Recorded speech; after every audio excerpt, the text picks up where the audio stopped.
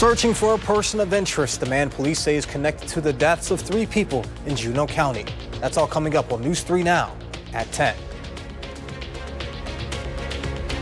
Thank you for joining us tonight. I'm Jalen Banks. Breaking news from Juneau County. The New Lisbon Police Department is searching for a person of interest after 3 people are dead and found inside of a home. A little before 4:30 this afternoon, the Juneau County Communications Center received a call that 3 people were found dead in a New Lisbon home. Currently, there is a large police presence on West Bridge Street. Now, here's a live look at the scene.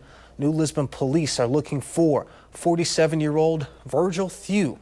He was last seen wearing a dark-colored down coat and a hat.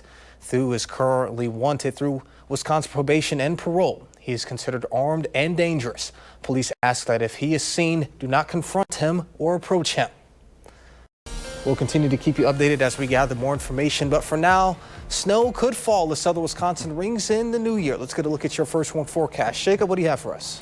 Yeah, right now we are starting to see some of that snow already move into our area, and temperatures also are still above normal, but that's not going to be the case once 2025 comes. Current temperature is 31 degrees, seeing mostly cloudy skies and calm winds. Across the area, we are seeing a few locations in the 20s, but overall it is a little bit cooler than it has been over the last couple of days. And as we take a look at the current radar, we are seeing those flurries move into the region. Now, although the radar says it's snowing lightly here, I don't see any snowflakes right now, and we're just on the southwest side of Madison. Maybe we'll see some snow in a little bit, but again, the snow is so light that it may not even be reaching the ground. So we are seeing that light moisture continue to push across our area, and that's going to continue because if we look at the entire system, there is plenty of moisture to the south of us, although the heaviest will stay south as it is right now. So as we take a look at the next couple of hours, we'll continue to see some light snow, light freezing rain, light actual rainfall moving into southern Wisconsin. Areas further off to the north may miss out on the precipitation entirely,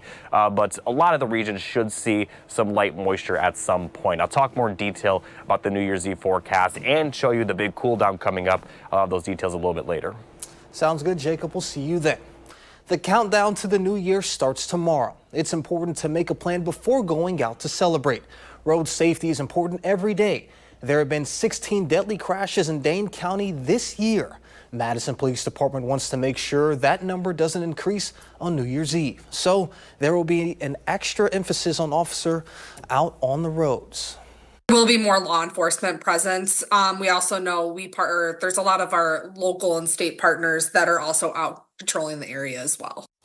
If your plan does fall through, AAA has a free last resort to get home safely. You can also use rideshare services like Uber, Lyft, and taxis to get home. And those drinking celebrations can be isolating and sometimes dangerous for those recovering from alcohol or substance use disorder. Surrounding yourself with people who support your sobriety is important. And if you're going out with friends who drink, be aware that bars do not hand out free champagne the closer you get to New Year's. From my standpoint, the thing that you have to do is have a plan. You got to have a plan before you get together with those people. And what I mean by that is, you know that you're really trying hard to not drink, really trying hard not to use. So the goal is to go in with the idea of that's what your goal is that you're not going to do that today. Non-alcoholic beverages like mocktails, non-alcoholic beers, and wines may seem like an easy idea, but Dr. Christopher Harkins says to be careful. They are made to taste a lot like their alcoholic alternatives and can be a trigger. A Madison man is arrested after police say he brought a large knife to Hy-Vee on the city's east side. A little after 6 Sunday night, officers were called to the store on East Washington Avenue. Police say the 42-year-old was trying to leave when officers arrived. After a traffic stop, officers arrested the man. Police say they found a knife and an AR-style rifle during the search. He's being charged with disorderly conduct while armed and a concealed carry weapon violation. And this afternoon, Madison police say a man is in custody after pushing a woman to the ground and attempting to steal her purse.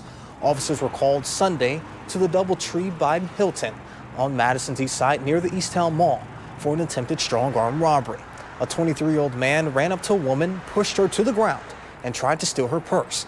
That man was unsuccessful after a bystander tackled him and got the purse back. Police later found and arrested the 23-year-old for attempted strong-arm robbery, battery to an elderly person, and a warrant out of Sauk County. A Sussex man is dead after a crash this morning in Janesville. The Rock County Sheriff's Office says deputies were called to a two-vehicle crash near West County Highway A and North County Highway H. A little later, deputies say the 58-year-old ran a stop sign and collided with a car being driven by a 19-year-old. The 58-year-old was taken to the hospital where he later died. The 19-year-old is being treated for non-life-threatening injuries. A Ring camera captures a brutal attack on a couple in Milwaukee.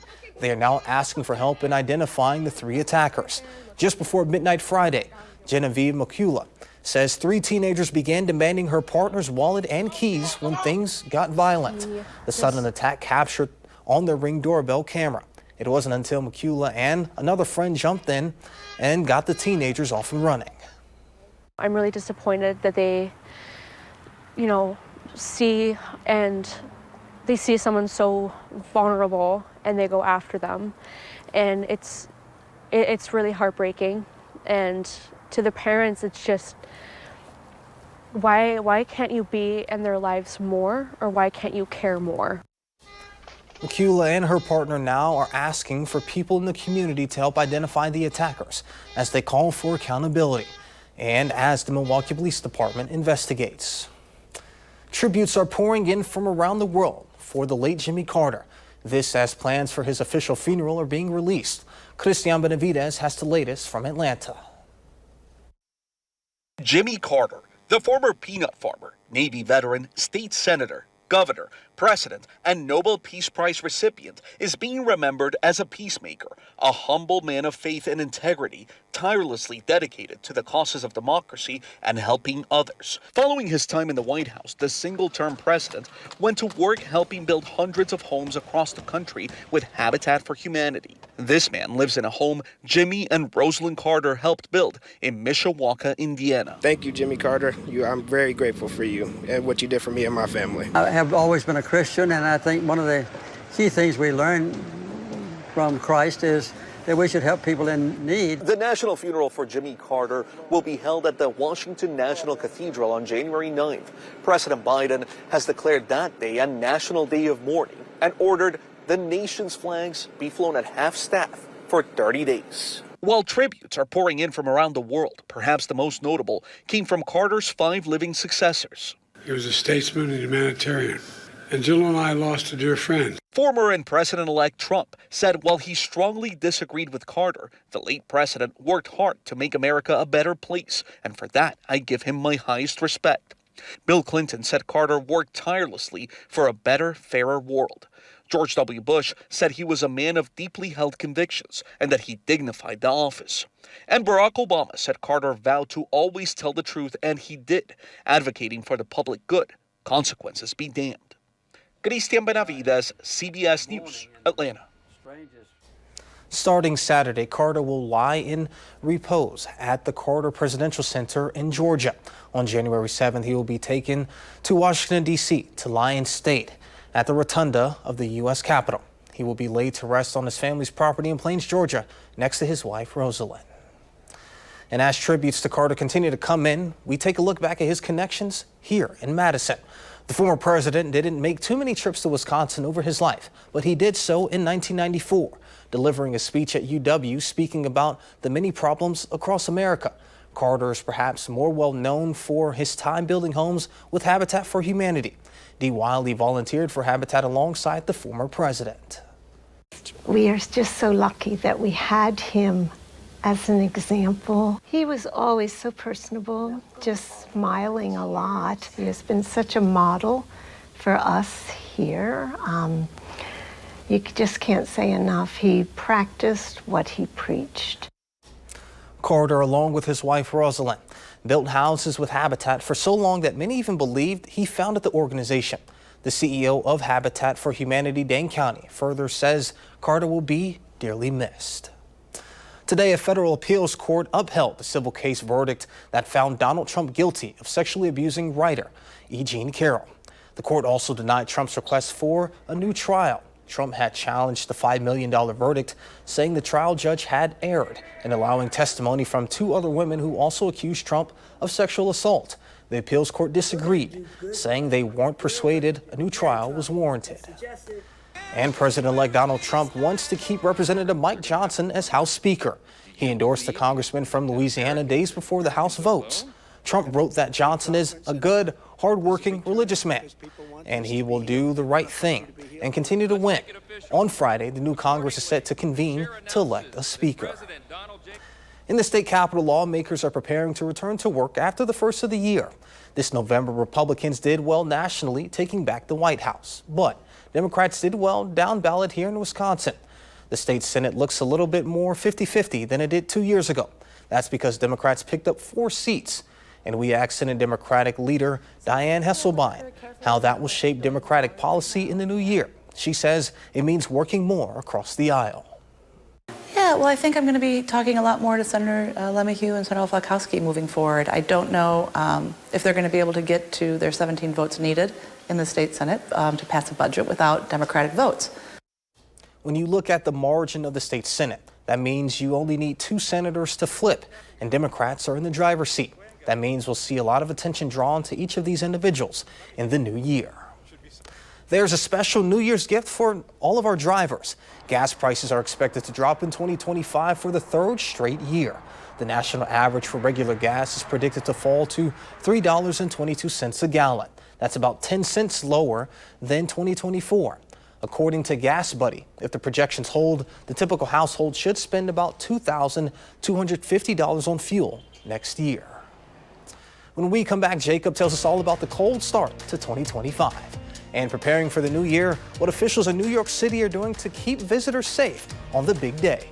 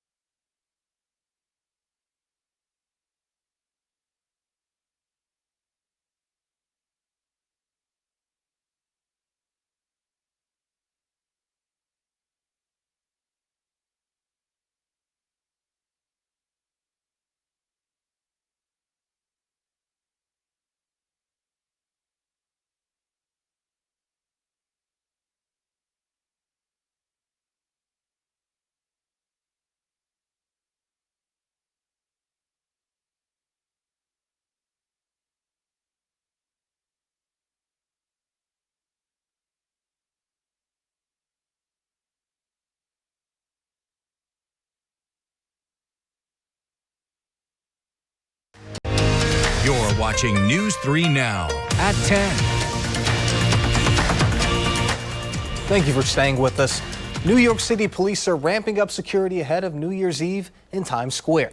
It's one of the biggest celebrations in the world, and leaders say they're working hard to keep people safe. Correspondent Lee Waldman is in New York with details. An estimated 1 million people will pack into Times Square Tuesday evening to mark the end of 2024 and ring in the new year. 3, 2, 1, Happy New Year! Organizers of New York's big celebration held a test run of the confetti drop on Sunday. Monday, city leaders laid out extensive safety plans for the event. We have plainclothes teams, K-9 teams, and officers on horsebacks and helicopters and on boats. Police Commissioner Jessica Tisch says the department is ready to respond to any major threats or smaller scale crimes. We have been operating in a heightened threat environment since October 7th, and we remain vigilant. Additionally, since everyone will be in tight quarters, we'll have dedicated pickpocket teams patrolling through Times Square. Mayor Eric Adams says security is everyone's responsibility. So if you see something, say something, but most importantly, do something, notify any uniformed personnel. Spectators should expect to be screened by our counterterrorism officers at these access points. And once you enter a viewing area, there will be no re-entry. Items that could present a challenge for authorities like backpacks, coolers, chairs, alcohol, and umbrellas are not allowed in viewing areas. Rain is expected in New York throughout Tuesday night. Reporting from New York City, I'm Lee Waldman. There's still no evidence of bird flu passing from person to person, but health experts warn that mutations of the virus could make it more likely to spread between humans. A recently hospitalized patient in Louisiana with the U.S.'s first severe case of H5N1 shows the virus likely mutated in the person, and the CDC has emphasized the risk to the general public has not changed and remains low. But some health experts say not enough is being done. I flash back to January of 2020, and I'm hearing the same words come out of the CDC. Like what? Low risk of human-to-human transmission. Now, our agencies are making the same mistakes they made with COVID.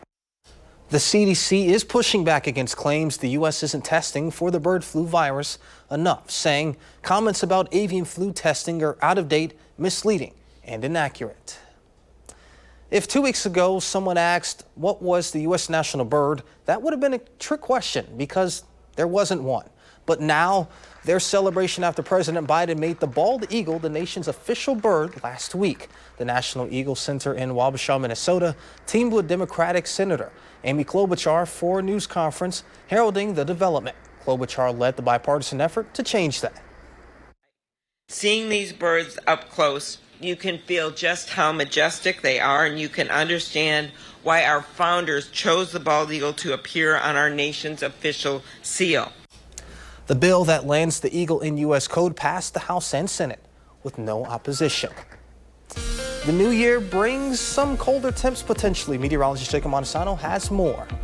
Yeah, right as 2025 hits, the temperatures are going to dip below average. But before that, we are going to see a little bit of a wintry mix for New Year's Eve, which could cause some slippery roads. We're starting to see some of that moisture already in southern Wisconsin. But after New Year's Eve, our next chance of snow won't be until potentially Sunday, and it is possible that that snow misses us entirely. We'll continue updating the forecast for that accordingly. Now, here's a look at the forecast for the next 48 hours or so. We are going to continue to see some light snow, light freezing rain, light actual rain move across southern Wisconsin throughout the night into tomorrow morning. But once we get to the afternoon, temperatures will fall to the point where the only precipitation we will see will be snowfall. But it's still expected to be fairly light as it pushes from the northwest as it kind of moves north and then pushes back down to the southeast.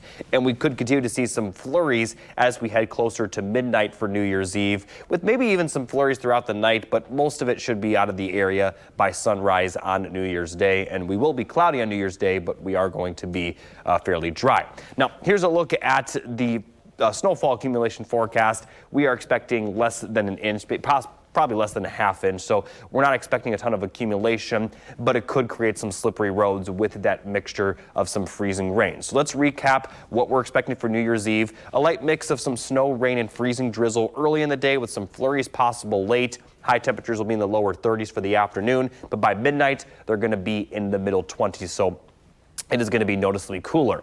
Now, temperatures are going to continue to fall for the rest of the 10-day forecast, but for the next 5 days or so through the weekend, it's definitely going to be chilly, but the coldest air will stay off to the north in portions of Canada. Now, that's going to continue through Sunday, but as we get closer to Monday and especially Tuesday through Thursday of next week, notice this cold air is going to continue to drift further south and really move into the Great Lakes region by the time especially we get to Thursday of next week, because if we take a look at the 10-day temperature forecast, they're just going to continuously fall, and then by the middle of next week, we're going to have high temperatures possibly only in the single digits, with the low temperatures easily in the single digits, possibly below zero, and that's not even including the wind chill, which will likely be well below zero at times. So definitely very cold air is in the forecast for next week, but it is still going to be cold for over the weekend, especially compared to today. So tomorrow's still going to be a little bit above normal, but fairly close to it, as we'll see that wintry mix, and then we'll drop to the 20s for highs Wednesday and Thursday. Teens over the weekends,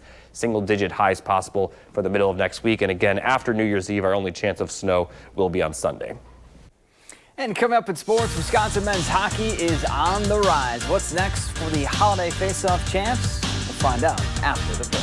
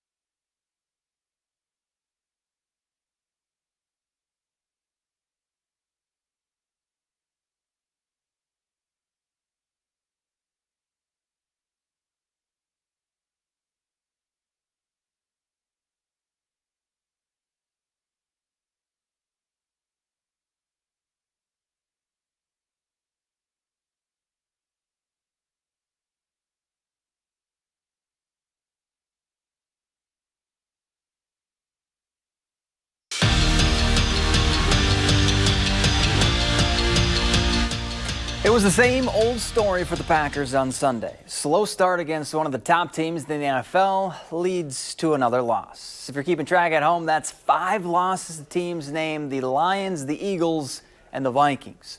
The good news, the Packers are already in the postseason. The bad, they haven't really figured out how to beat a playoff team from the NFC yet. A total of 1 win, the Rams, in 6 opportunities. And that's, in a word, frustrating.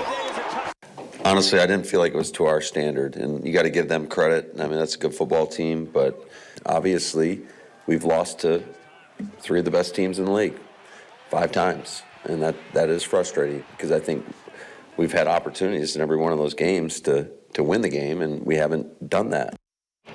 Well, kickoff is set for Green Bay's regular season finale against Chicago. The Packers and Bears renew the NFL's oldest rivalry in Lambeau on Sunday at noon. The Packers have won 11 straight in this series and 20 of the last 22 meetings. What a weekend it was for Badger men's hockey. Saturday, Wisconsin beat Ferris State 8-0 to advance to Sunday's championship, where they tallied 4 goals in the third to top UConn and win their 2nd straight holiday face-off title. Now, the 2 wins didn't get Mike Hastings' squad into the latest USCHO poll, but they are receiving votes. Up next for Wisconsin, number 1 Michigan State on Thursday in East Lansing, and then Saturday at Wrigley. And after almost a month off the ice, well, the Badger women are back this week, and they open up the second half of their season with a big series. Wisconsin hosts Ohio State on Thursday, and then, like the men, head to Chicago on Saturday to close it out at Wrigley Field. Remember, back in November, the two split their series in Columbus. And starting on Monday, Wisconsin Huddle has a new home, Pooley's Sports Bar in Madison, so be sure to stop on by for a live taping of the Huddle with special guest Layla Edwards. The taping will start at 7 o'clock. Hope to see you there. We'll be right back.